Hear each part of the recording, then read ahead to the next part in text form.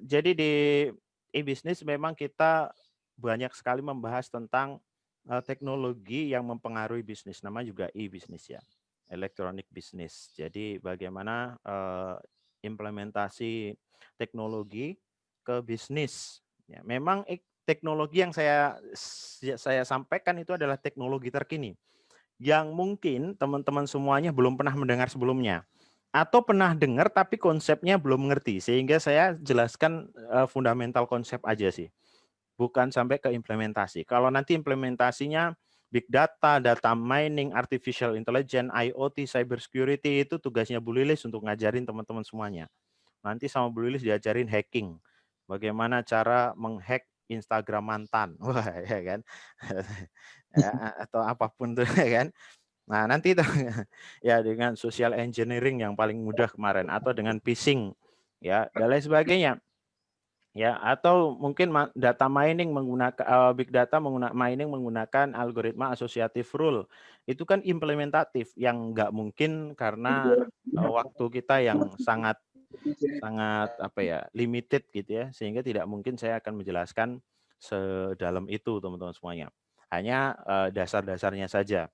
Ya, kita kalau di pertemuan 1 sampai 7 kita lebih membahas tentang disrupsi teknologi terhadap bisnis.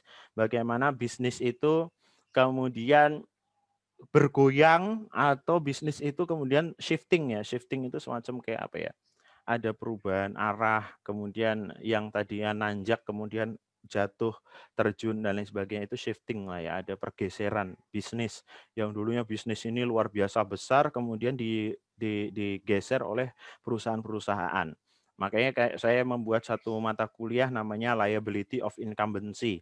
Adalah bagaimana perusahaan-perusahaan incumbent, perusahaan-perusahaan yang sudah ada sebelumnya dan hebat, kuat, kemudian tergeser oleh perusahaan-perusahaan baru yang ya sebelumnya nggak pernah terpikirkan. Contohnya ada seperti kayak Telkomsel, ya teman-teman mungkin pakai. Dulu Telkomsel kita pakai telepon, kita pakai SMS gitu ya. SMS telepon harganya mahal, Kak. Nah, mahal sekali itu, kalian telepon SLJJ ya, telepon ke mana, ke luar negeri, ke Australia, ke manalah di situ ya. Itu biaya mahal sekali, ya kan. Lokal aja sama-sama Indonesia aja mahal ya, apalagi ke luar negeri dan lain sebagainya, jarak jauh. Ya, SMS juga begitu, mahal sekali. Tetapi kemudian muncul namanya WhatsApp. WhatsApp ini adalah sebuah startup saat itu yang karyawannya hanya puluhan. Tetapi dengan karyawan yang puluhan ini, dia benar-benar memukul telak, memukul mutlak perusahaan-perusahaan telekomunikasi yang bidangnya adalah SMS dan telepon. Kakak-kakak semuanya bisa bayangkan kan, telepon dan juga SMS ini sudah mulai jarang dipakai. Kita pakai WhatsApp aja telepon, pakai kuota kan, lebih murah. Kuota kita mungkin beli 1 bulan 50.000 sudah termasuk di situ bisa chattingan, sudah termasuk bisa YouTube-an, bisa kuliah, bisa telepon dan lain sebagainya kan. Teleponnya itu sudah murah, gratis, yang bayar cuma kuotanya. Tetapi kalau kita telepon pakai seluler kan bisa mahal. Kadang-kadang kita telepon 10 menit saja bisa habis 20-30 ribu, yang mungkin kita kalau telepon 1 jam bisa habis 100 ribu. Yang mana 100 ribu bisa dipakai buat beli kuota, teman-teman bisa telepon 1 hari penuh pun kuota masih ada. Maka WhatsApp yang dengan karyawan 10, 30 berapa ya waktu itu bisa memukul ya, bisa menghajar Telkomsel yang mana karyawannya itu ribuan, bahkan puluhan ribu. Tidak hanya Telkomsel, Indosat yang juga punya ratusan ribu karyawan, ada apalagi Excel dan lain sebagainya yang punya ratusan ribu karyawan, semua dihajar habis oleh 30 orang yang ada di WhatsApp. Ya kan? Sehingga mereka banyak sekali merugi lah. Nah, kemudian ada pergeseran budaya atau model bisnis yang tadinya para provider ini dia menyediakan layanan SMS, kemudian dia menyediakan layanan telepon, kemudian dia bergeser menjadi layanan internet. Nah, maka kakak-kakak semuanya di sini kan seperti Ibu Lilis tadi, saya pakai 4G Bapak. untuk apa namanya, untuk kuliah ini. Wah, saya pakai pakai seluler ya, WiFi 4G kok WiFi ya. Itu karena pergeseran model bisnis dari provider kita. Kalau dia cuma ngandelin SMS dan telepon, rugi dia. Mati sama WhatsApp.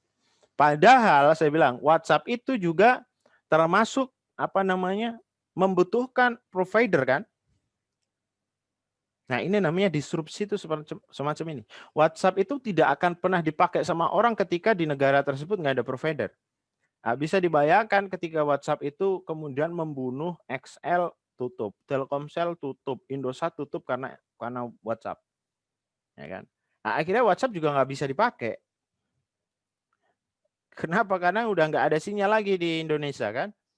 Nah, karena rugi oleh WhatsApp. Nah, ini teman-teman semuanya namanya disrupsi teknologi akibat perkembangan teknologi secara eksponensial. Nah, maka bisnis-bisnis kita itu juga harus apa namanya, seraya berjalan beriringan dengan teknologi. Tidak hanya bisnis sih sebenarnya, kehidupan kita juga seperti itu. Jangan sampai kita yang diinjak ya, kita yang diinjak oleh teknologi, kita menjadi korban dari teknologi. Yang lebih ngeri lagi nanti anak cucu kita yang jadi korban teknologi.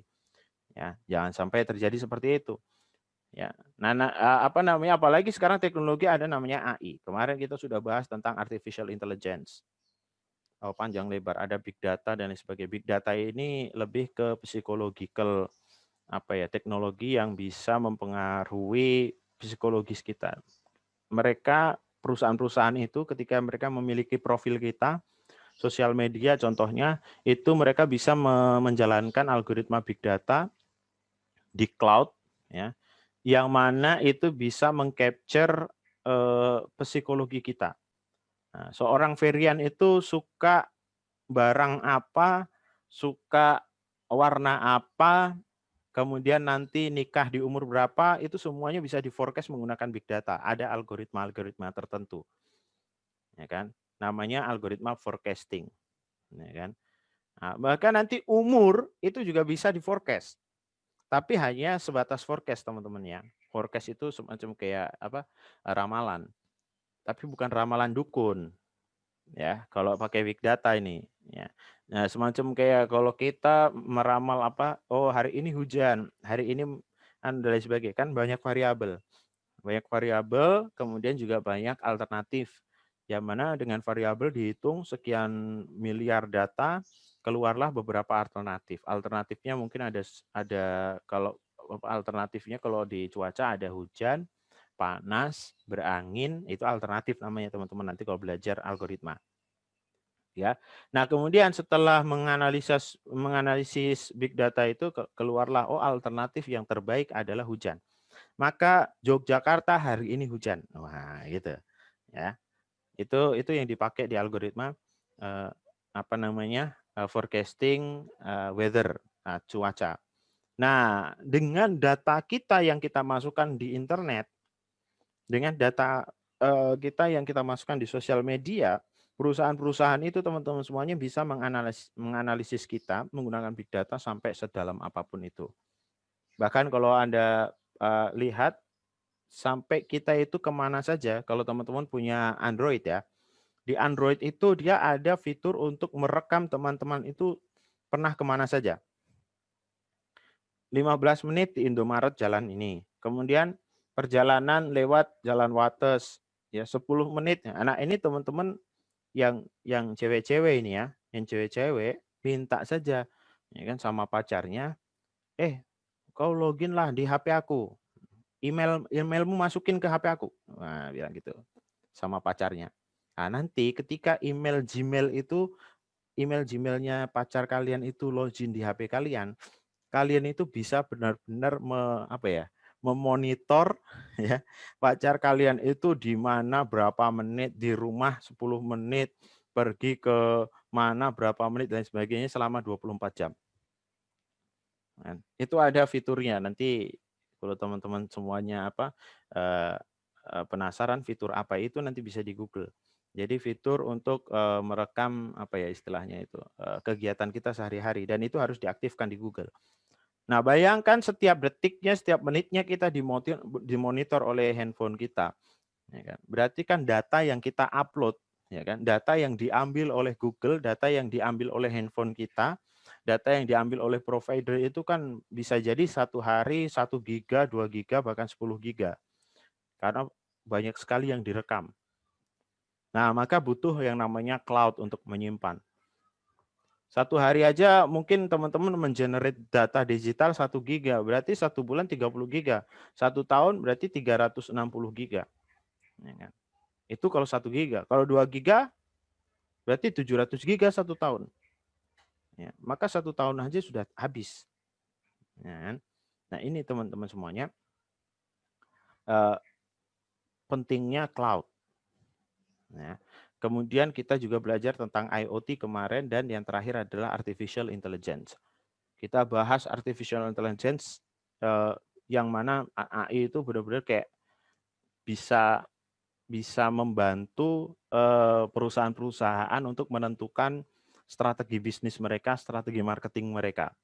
Tetapi kemarin kita juga bahas bahwa AI itu ada 2. Yang pertama adalah general AI, ya kan? Karena general pakai bahasa Inggris ya. AI-nya harus pakai bahasa Inggris juga. General AI dan juga narrow AI, diingat-ingat. General AI itu kan robot itu yang kalian lihat di film-film. Kalau kemarin kita contohkan siapa saya lupa. Cappy. Ini kan namanya si robotnya itu. Tapi yang ada di dunia ini sampai sekarang itu adalah narrow AI. AI yang dipakai untuk bukan general purposes tapi specific purpose. AI yang dipakai untuk kesehatan misalnya. AI yang dipakai untuk keuangan. AI kalau di Indonesia yang paling keren adalah AI yang dipakai untuk analisis kredit seseorang. Umpama nih Kak Gavrilo mau mengajuin kredit ke Bank Papua misalnya atau manalah Kredivo atau apa mau minjem 1 miliar. Nah, maka AI yang akan menentukan nanti, ya kan? Kak Gavrilo ini pantas apa enggak? Maka dia hanya butuh waktu 1-2 menit saja, kemudian langsung bisa cair itu duit. Sekarang kan semacam itu. Tapi kalau dulu itu Kak Gavrilo mau minjem 2 juta saja, itu Bang lama sekali prosesnya. Oh enggak Pak, ditunggu 1 minggu, 2 minggu lagi ya Pak. Padahal pinjam 2 juta aja tuh, ya kan? Nah, sekarang kadang-kadang kita diminta diteleponi itu ya. Dioyak-oyak kalau bahasa Jawanya, dikejar-kejar sama itu ya, petugas kredit, petugas utang itu ya, disuruh utang. Silahkan Anda memiliki kesempatan untuk berhutang 30 juta gitu dan sebagainya. Itu hasil dari analisis big data maupun AI yang rekomendasi ternyata Verian atau Bu Lilis itu pantas untuk mendapatkan hutang 30 juta tapi belum pernah hutang. Maka diteleponi sama agen. Sampai akhirnya dia mau hutang dan lain sebagainya. Nah, ini adalah AI. Ini AI yang diterapkan di dalam beberapa perusahaan, terutama di perusahaan perbankan. Ya, memang perbankan sekarang harus ya pakai AI itu. Nah, betapa luar biasanya AI ini teman-teman semuanya, sebagaimana yang sudah saya jelaskan di pertemuan sebelumnya, ya, itu menjadi sebuah sebab di mana perusahaan-perusahaan besar, pemain-pemain besar di bidang teknologi itu banyak berinvestasi dalam AI, teman-teman. Contohnya Google. Google itu sampai dia mau membeli startup namanya DeepMind. Nanti boleh teman-teman pelajari itu DeepMind, perusahaan DeepMind itu di tahun 2014 seharga 400 juta. Bayangkan teman-teman, 6 tahun yang lalu 2014 400 juta dolar itu berapa coba? Itu 57 triliun kalau dirupiahin. 2014 itu berarti saya masih SMK itu ya.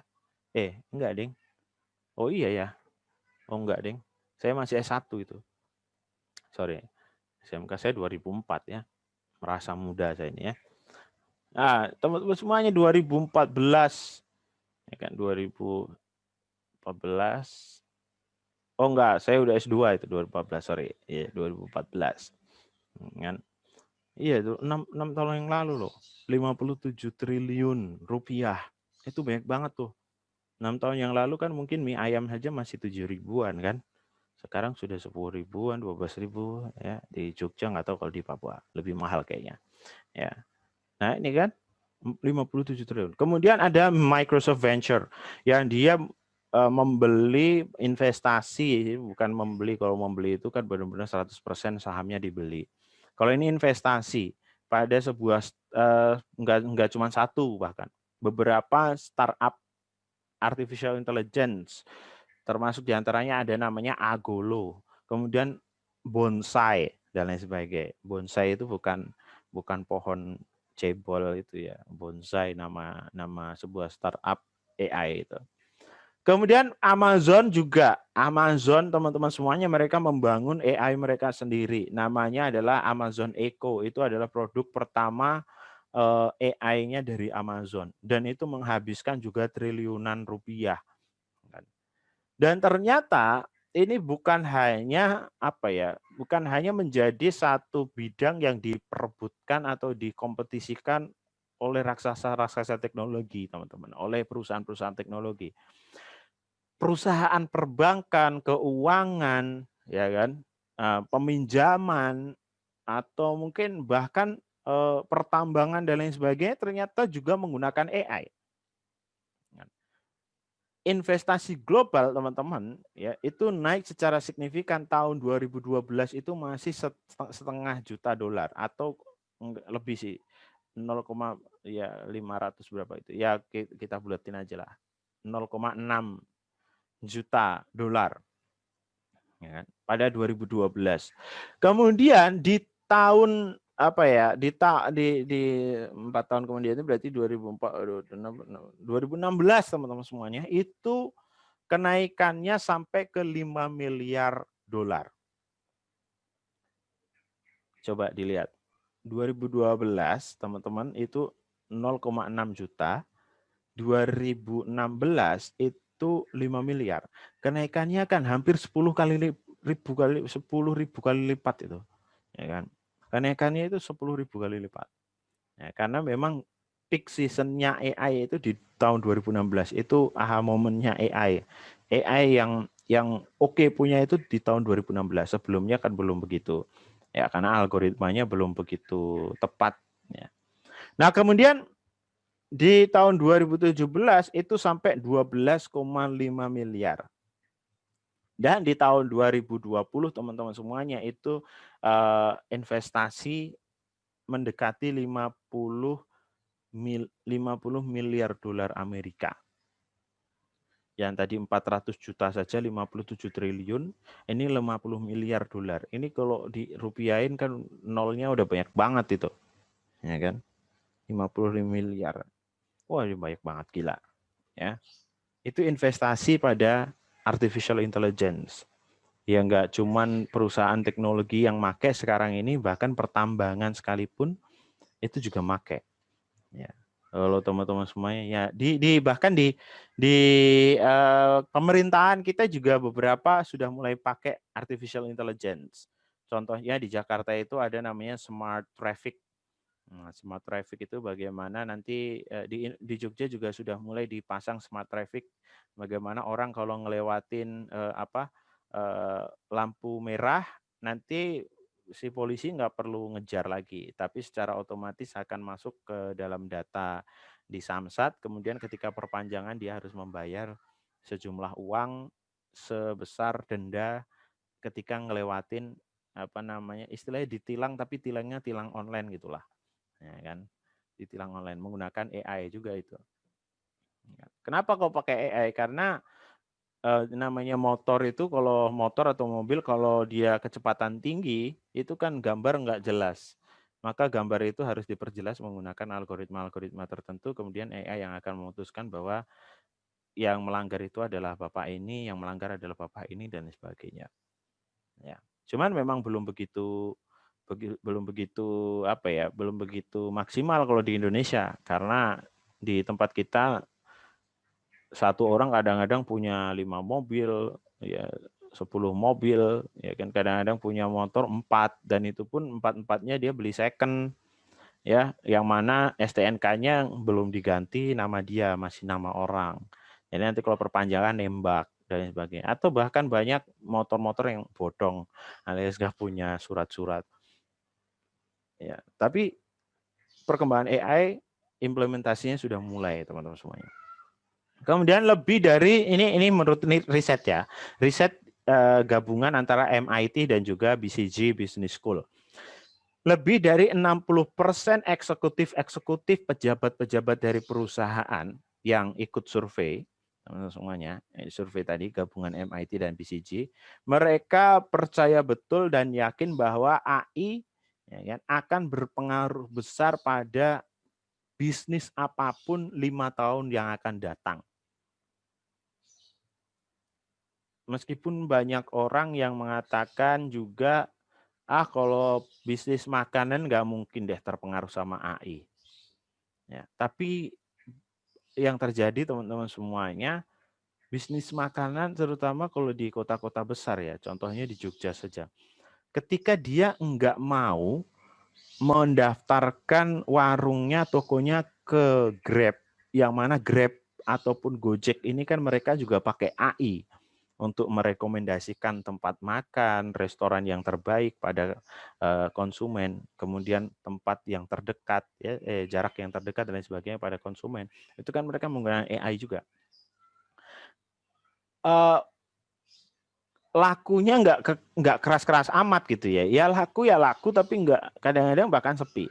Tapi kalau sekarang ini terutama ketika COVID seperti ini orang malas keluar kan, itu toko yang didaftarkan ke Grab, ke Gojek itu laris itu.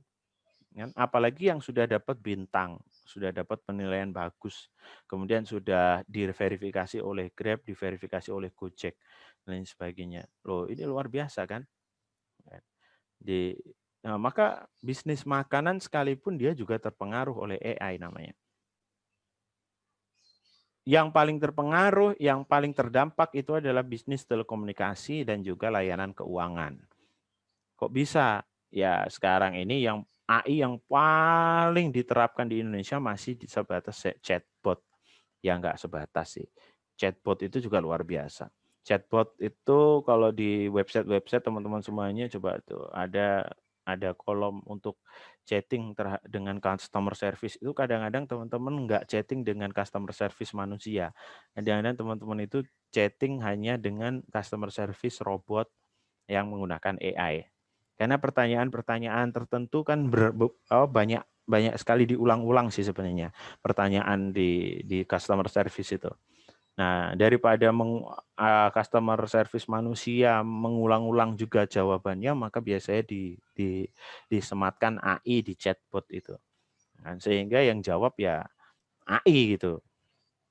Dan juga layanan keuangan ya tadi, ada peminjaman online, kemudian ya macam-macam lah ya kalau di layanan keuangan. Nah, terus apa artinya artificial intelligence bagi bisnis? Ya kan? Kalau di sini tulisannya adalah kemudian impact of AI on business itu apa? Artinya, teman-teman semuanya, jika teman-teman adalah business owner, teman-teman adalah pemegang apa ya istilahnya, pemegang jabatan di satu perusahaan tertentu, dan perusahaannya itu belum menggunakan AI, belum menerapkan artificial intelligence, maka sekarang adalah saatnya teman-teman untuk mulai eksperimen. Ya. Maka teman-teman saat ini sudah harus mulai memahami penerapan-penerapan artificial intelligence di bagian apa di perusahaan yang potensial. Ya kan? Anda harus memahami betul direktorat apa, bagian-bagian apa, seksi-seksi apa di perusahaan Anda yang paling potensial diberikan penerapan artificial intelligence. Nah, ini adalah waktunya teman-teman semuanya. Memang AI belum mature, belum begitu dewasa sih. Tetapi teman-teman semuanya, ini adalah saatnya teman-teman harus memulai research and development di bidang AI. Pertanyaan selanjutnya, bagaimana Pak cara memulai memahami dan menerapkan AI di perusahaan, Pak? Ini pertanyaannya. Oke, Pak, saya setuju. Penerapan artificial intelligence, pemahaman itu wajib deh di perusahaan. Tapi bagaimana cara memulai memahaminya? Nah, kalau teman-teman semuanya ingat-ingat, ya kan, ada 3 elemen dasar dari artificial intelligence. Yang pertama adalah computing processing lupa aku ya. Computing power, ya kan? Ya, sorry. Kemudian ada algoritmik, ya kan? Algoritma, dan juga ada big data ataupun data training. Ya kan? Yang pertama adalah daya komputasi, ya kan? Processing power atau computing power, kan? Yang kedua adalah algorithmic for learning atau algoritma untuk pembelajaran, dan yang ketiga adalah big data, yaitu sebagai data learner atau data training. Data yang kita pakai untuk mentraining si AI supaya pintar. Nah, mari coba kita telaah satu persatu, kita coba jelaskan satu persatu secara terpisah. Yang pertama daya komputasi tadi, processing power tadi. Saat ini thanks to the cloud teman-teman semuanya dan perkembangan teknologi prosesor, ya, ada cloud, ada perkembangan teknologi prosesor yang cukup signifikan. Akhirnya kekuatan komputasi ya itu menjadi sebuah komoditi yang bisa dijual beli, diperjualbelikan.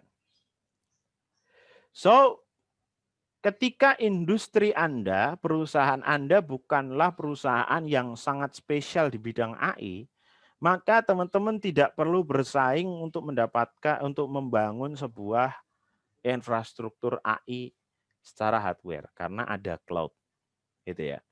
Karena komputasi, bidang komputasi, daya komputasi, kekuatan komputasi, ya, processing unit, server yang superkomputer dan sebagainya sudah menjadi komoditas. Teman-teman tinggal bayar, sewa, udah bisa. Ya kan? Jadi teman-teman hanya memanfaatkan saja infrastruktur komputasi dengan pembayaran mungkin per penggunaan. Ya. So, langkah yang pertama adalah silakan teman-teman semuanya tentukan processing power, processing unitnya, apakah menggunakan cloud atau membeli superkomputer, membeli server yang ditempatkan di kantor kalian. Tapi saya yakin lebih cost-nya lebih ngirit kalau teman-teman semuanya sewa aja di cloud. Lalu yang kedua adalah algoritma. Algoritma is everything, teman-teman semuanya. Algoritma is everything but commodity. Artinya adalah algoritma kalau di AI itu adalah segala-galanya algoritma itu. Ya, intinya intilah istilahnya. Yang memproses itu kan algoritma itu. Ya kan, semakin bagus algoritmanya semakin tajam nanti hasilnya. Meskipun nanti data training juga memiliki peranan yang sangat penting juga. Tapi algoritma is everything but commodity. Masalahnya adalah algoritma ini bukan kayak daya prosesor, daya komputasi, kayak cloud yang bisa diperjualbelikan. Algoritma ini nggak bisa diperjualbelikan. Maka teman-teman semuanya harus membangun sendiri algoritma tertentu yang sesuai dengan perusahaan teman-teman. Maka algoritma ini bisa dikatakan adalah bidang penelitian yang selalu berkembang dinamis sekali. Nah, tantangannya adalah menemukan bakat yang tepat untuk mengikuti evolusi perkembangan algoritma yang luar biasa tadi, dinamis dan selalu berkembang.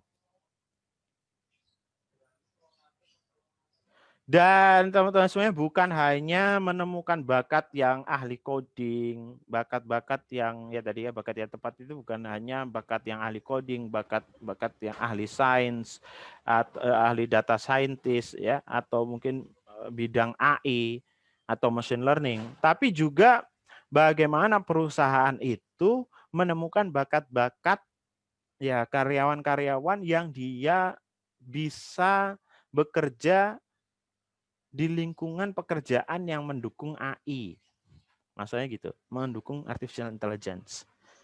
Yang saya bilang nih ya kan, tantangannya adalah menemukan bakat yang tepat untuk mengikuti evolusi perkembangan algoritma itu bukan hanya programmer dan lain sebagainya. Bagaimana menemukan programmer, bagaimana menemukan data scientist, bagaimana menemukan ahli AI dan lain sebagainya, tapi juga bagaimana meningkatkan kualitas karyawan, seluruh karyawan supaya mereka bisa bekerja di lingkungan pekerjaan yang mendukung AI. Ya. Maka I'm going to say sorry for ya tadi orang-orang yang kurang gimana ya, kurang bisa bekerja dengan teknologi nanti di masa depan. Ya. Di masa depan nanti susah orang yang kaku, orang yang tidak memiliki kemampuan, kemudian harus bekerja di lingkungan yang serba AI. Nah, ini biasanya orang-orang yang old nih, yang old nanti, orang-orang tua. Atau mungkin generasi kita yang benar-benar nggak ngerti tentang AI. Nah, terakhir teman-teman semuanya adalah data training. Data training adalah data yang kita inputkan ke AI supaya dia belajar kemudian jadi pintar. Ini lebih sering, data training ini lebih sering jadi keunggulan kompetitif di perusahaan-perusahaan tertentu. Dan juga menjadi properti yang biasanya dirahasiakan dan nggak boleh keluar. Harus dijaga oleh perusahaan-perusahaan. Karena dengan data yang banyak, data yang valid, teman-teman semuanya, AI akan menjadi pintar sekali. Dan yang perlu digarisbawahi teman-teman semuanya, meskipun algoritma adalah segalanya yang tadi saya bilang, tetapi secanggih apapun algoritmanya, sehebat apapun algoritmanya, tidak ada yang dapat menggantikan data yang hilang ataupun data-data berkualitas rendah. Ya. Ingat aturan yang sangat sederhana tentang AI ya. Ini aturan sederhana banget tentang AI. Data sampah masuk, data sampah keluar. Nah, ya kan. So kalau data trainingnya ini data-data yang jelek, maka ya hasil dari analisis AI-nya juga jelek. Ya. Nah, permasalahan tentang inputan data training yang berkualitas tinggi ini juga menjadi tantangan utama ya dari kita yang mau memanfaatkan AI ini. Seperti halnya anak kecil ya. Ketika kita punya anak kecil kan lucu, asik, seru, dan bisa jadi nanti kalau udah besar bisa membantu kita ketika kita sudah tua. Ya. Tetapi masalahnya adalah mengajarinya si anak kecil ini kemudian menjadi orang dewasa yang baik dan benar gitu ya. Itu kan yang susah. Maka kita juga perlu mengumpulkan data, informasi sebanyak-banyaknya sehingga kita bisa mengajari si anak kecil ini dengan penuh cinta, kebaikan, perhatian, dan lain sebagainya dengan metode-metode yang bagus sehingga si anak nanti ketika udah besar itu menjadi orang yang baik, orang yang bagus, orang yang pokoknya nggak aneh-aneh lah, nggak nyeleneh lah. Tetapi sebaliknya ketika si anak kecil ini yang belum tahu apa-apa kita ajari dengan kekerasan, atau lingkungannya memang penuh kekerasan dan sebagainya, maka ketika dia sudah besar ya dia penuh dengan kekerasan. Nah, perbedaannya teman-teman semuanya, kalau anak kecil ini kan manusia.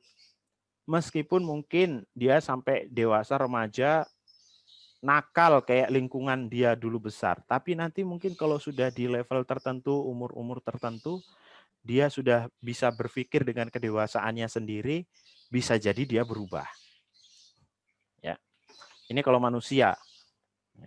Bisa jadi meskipun dia pokoknya kasar lah, dia preman lah, dia suka bacok orang dan lain sebagainya, tapi nanti di level tertentu mungkin di umur 35 dan lain sebagainya dia sudah bisa berpikir dengan kedewasaannya, terus dia apa ya istilahnya berintrospeksi diri. Oh ternyata kayak gini tuh salah dan lain sebagainya.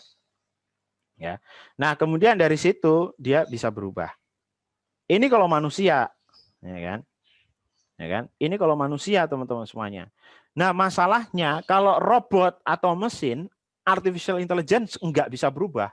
Kalau kalian ajari jelek, ya dia akan jelek selama-lamanya. Kalau Anda ajari baik, ya dia akan baik selama-lamanya. Itu bedanya artificial intelligence dengan manusia. Ya kan? Kalau bahasa apa ya, agamisnya, yang namanya manusia itu ada namanya ilham dari Tuhan, gitu ya. Jadi suatu ketika dia bisa tobat, istilahnya gitu. Nah, kan, itu adalah dilema yang terjadi di penerapan AI. Ya kan? Nah, sebentar ini hujan deras.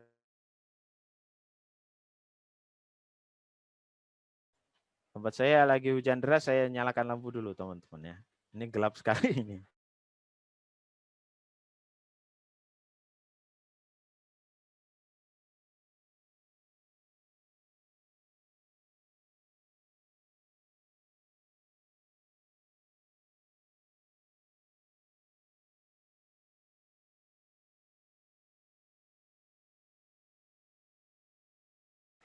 Oke, sorry kalau suaranya agak samar sama hujan ya, teman-teman. Karena hujannya deras sekali. Nah, kemudian untuk menggambarkan tantangan penerapan AI di kehidupan kita, teman-teman semuanya, coba saya akan kasih sebuah cerita yang membuat teman-teman semuanya mungkin agak berpikir ya tentang kesimpulannya.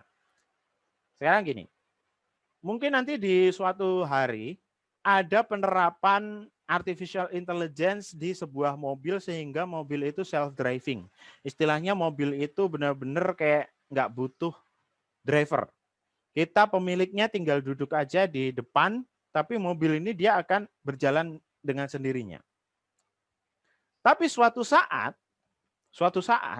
ya kan, kita nggak tahu ya. Suatu saat ada kejadian tertentu di lalu lintas di jalan yang membuat si mobil ini melakukan atau harus memilih di antara dua pilihan. Yang pertama, pilihan pertama, ya kan, dia harus, ya kan, karena nggak tahu ini mungkin sudah benar-benar mepet, udah mau kecelakaan dan lain sebagainya, ada dua opsi yang dia harus pilih. Yang pertama adalah dia harus menabrak satu pejalan kaki hingga meninggal, namun menyelamatkan 5 orang yang ada di mobil. Ya, so perbandingannya adalah pilihan pertama dia harus membunuh 1 orang, tetapi menyelamatkan 5 orang. Pilihan yang kedua, dia harus membunuh 5 orang demi menyelamatkan si 1 orang pejalan kaki tadi. Ya kan? Ini kayak yang terjadi di Jawa Timur nih, sering banget kayak gitu. Driver bis, dia nabrak orang, nabrak motor sampai meninggal dunia. Kemudian dia alasannya adalah, saya mending nabrak 2 orang itu Pak, daripada satu bis saya ini ada 60 orang meninggal semua.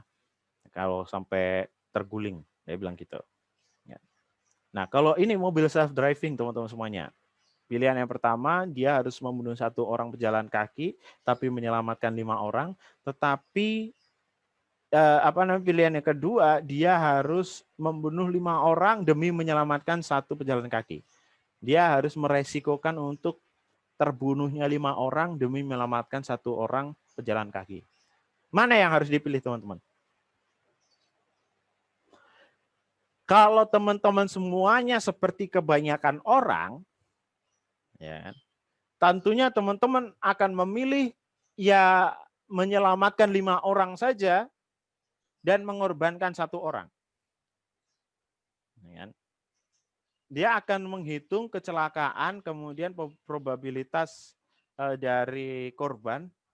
Ya, kalau dia ini si AI dari mobil ini berpikiran kayak kebanyakan orang, maka dia akan menyelamatkan 5 orang dengan menabrak 1 orang saja.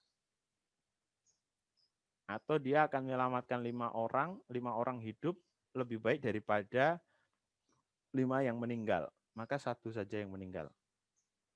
Kalau seperti kebanyakan orang. Nah, sekarang permasalahannya, teman-teman semuanya, bagaimana jika yang satu orang yang dikorbankan oleh AI itu adalah pemilik mobil yang di jok depan dan bukan pejalan kaki. Yang jalan itu 5 orang, ya, 5 orang, entah itu dia berhenti di tengah jalan dan lain sebagainya, si mobil sudah nggak bisa mengendalikan. Yang di dalam mobil itu satu orang pemilik mobil di jok depan. Kira-kira, ya kan, seharusnya, ya kan, kalau tadi kita pakai logika yang tadi menyelamatkan 5, ya, mengorbankan 1 itu lebih baik, maka seharusnya si mobil ini dia akan membantingkan dirinya dan mengorbankan pemilik mobilnya dibanding menabrak 5 orang pejalan kaki. Benar ya? Jika teman-teman menjawab ya, maka teman-teman koheren. Jawabannya sama lah ya. Tapi kira-kira nih, kalau ada mobil seperti itu yang dia selalu mengorbankan sedikit, ya, mengorbankan 1 dibanding 5. Ada logika seperti itu di satu mobil tertentu. Entah itu 1 itu orang berjalan atau entah 1 itu pemilik mobil di jok depan. Kira-kira teman-teman mau nggak beli mobil semacam ini? Ketika teman-teman naik mobil dengan AI, kemudian dia hampir menabrak 5 orang, maka dia secara sengaja akan mengorbankan diri bersama Anda di dalam mobil tersebut untuk menyelamatkan 5 orang pejalan kaki. Kira-kira Anda mau nggak beli mobil yang semacam itu? Berarti kan resiko Anda meninggal dunia di mobil itu kan jadi tinggi sekali. Ya kan? Nah, kalau Anda seperti kebanyakan orang lagi, Anda tidak akan membeli mobil yang semacam itu. Ya kan? Nah, ini adalah dilema dari penerapan artificial intelligence. Tetapi sebenarnya sih kita nggak akan pernah tahu apa yang akan dipilih oleh artificial intelligence secara eksplisit seperti yang saya sampaikan di atas. Jadi saya tadi cuman gambaran saja, tapi kita juga nggak akan pernah tahu AI itu akan memilih apa. Sebagaimana kita selalu mengajari si anak kecil, manusia yang masih kecil kita ajari terus-menerus, tapi nanti suatu ketika dia akan memilih apakah mengikuti kita atau dia akan memilih jalannya sendiri, kita juga nggak tahu. Algoritma AI itu sebenarnya seperti semacam kayak black box, tahu nggak? Black box itu kan semacam kayak sebuah box di satu pesawat yang mana dia akan merekam segala sesuatu yang terjadi di pesawat tersebut. Apabila si pesawat itu sampai kecelakaan, crash dan lain sebagainya, yang dicari adalah black box-nya. AI itu semacam kayak black box. Dia akan merekam terus-menerus, belajar terus-menerus dari pengalaman dan membuat pilihan-pilihan, membuat keputusan-keputusan dari mereka sendiri, dari pemikiran mereka sendiri. Itu AI. Sehingga nggak akan pernah ada yang tahu mereka akan milih apa nantinya, karena cukup banyak variabel-variabel inputan atau pengalaman-pengalaman masa lalu yang dia ambil, yang dia pelajari, sehingga membentuk semacam kayak pola pikir dari AI sendiri. Maka pentingnya inputan itu kan di situ. Perusahaan A dengan perusahaan B sama-sama menerapkan AI, Joko AI misalnya. Joko AI. Perusahaan A pakai Joko AI, perusahaan B pakai Joko AI. Tetapi di perusahaan A, data inputannya valid dan juga banyak. Di perusahaan B, datanya sedikit dan nggak valid. Maka akan sangat jauh berbeda. Ya, gambaran gampangannya adalah AI itu seperti anak kecil. Ya kan? Sama-sama lahir kembar, bareng mungkin, tetapi yang satunya teman-teman titipkan di lingkungan yang kekerasan, satunya Anda titipkan di lingkungan yang penuh cinta dan kasih sayang. Maka hasilnya nanti akan jauh berbeda. Nah, dilema-dilema tentang AI ini teman-teman semuanya itu seringkali berimplikasi pada permasalahan etika, bahkan hukum yang serius. Ya kan? Permasalahan hukum. Kalau etika ya tadi itu, ya kan? Ya karena AI itu kan nggak punya feel, nggak punya perasaan. Dia pokoknya apa yang dia anggap benar dia ambil. Beda dengan manusia kan? Manusia masih ada perasaan dan lain sebagainya. Dan bahkan kadang-kadang dilema-dilema AI ini menjurus ke pelanggaran hukum yang serius. Ya kan? Di tahun 2015 ada sebuah penelitian yang membuktikan bahwa algoritma AI ini benar-benar bisa mengarah ke bias tentang diskriminasi ras, diskriminasi gender, diskriminasi agama. Ada sebuah AI yang diterapkan di satu HRD gitu, diterapkan di Human Resource Development, diterapkan di bagian personalia satu perusahaan. Kemudian dia hanya memilih orang-orang tertentu, ya kan? Dan sangat jelas banget diskriminatifnya. Orang-orang ras tertentu itu benar-benar nggak boleh masuk ke perusahaan tersebut oleh AI. Kenapa? Karena dia belajar dari culture-nya perusahaan dari masa lalu. Padahal kan secara harusnya AI ini kan netral, tetapi terjadi seperti itu. Ya, jadi memang luar biasa. Bahkan Twitter dan Facebook itu juga pernah di apa ya, istilahnya dituntut atau disuruh bertanggung jawab atas pembantaian Muslim Uighur, yang mana kerusuhan itu dipicu oleh sosial media. Jadi sosial media itu kan punya AI yang dia ditarget untuk supaya kita itu sering-sering buka Facebook, buka sosial media dan sebagainya kayak gitu. Ini ada dokumentasinya namanya The Social Dilemma. Social Dilemma Anda bisa tonton di Netflix. Meskipun secara data saya nggak memiliki datanya, tapi based on Social Dilemma dikatakan seperti itu. Banyak sekali kerusuhan-kerusuhan yang terjadi di dunia ini akibat dari sosial media, ya kan? Nah, ya berarti kita korban dari sosial media, kita korban dari AI itu, dari artificial intelligence, ya kan? Nah, bahkan di perusahaan itu yang AI-nya diterapkan di HRD itu dia lebih banyak memilih pria daripada wanita. Wanita itu ditolak semua karena dia belajar dari data-data sebelumnya, katanya ya, kata AI itu adalah kinerja dari wanita itu memiliki rata-rata lebih rendah daripada pria di perusahaan tersebut. Ya karena memang wanita cutinya lebih panjang, ya dia harus melahirkan kan cutinya 3 bulan dan lain sebagainya kan. AI itu nggak mikirin yang semacam itu. Kalau manusia biasa kan memikirkan, ya kan? Tapi kalau AI nggak memikirkan, dia pokoknya ditarget untuk mendapatkan tenaga karyawan yang prima terbaik untuk perusahaan, ya akhirnya terjadilah itu diskriminatif seperti itu. Nah, beberapa dilema-dilema yang terjadi di penerapan artificial intelligence ini teman-teman semuanya, saya yakin nanti beberapa tahun ke depan juga akan terpecahkan dengan pemahaman-pemahaman logika-logika yang lebih baik di algoritmanya ataupun kontrol manusiawi gitu ya, yang lebih ketat untuk algoritma AI. Jadi enggak kemudian algoritma AI itu dilepas begitu saja, tapi ada kontrol manusiawi ya. Jadi ada manusia yang ikut istilahnya mengontrol secara etika. Di samping perubahan algoritma, pengembangan algoritma yang lebih baik, lebih beretika dan lain sebagainya, ya juga kita juga membutuhkan perubahan kebijakan, perubahan-perubahan peraturan. Contohnya Undang-Undang ITE yang menurut saya sih masih belum begitu spesifik, ya masih karet lah istilahnya.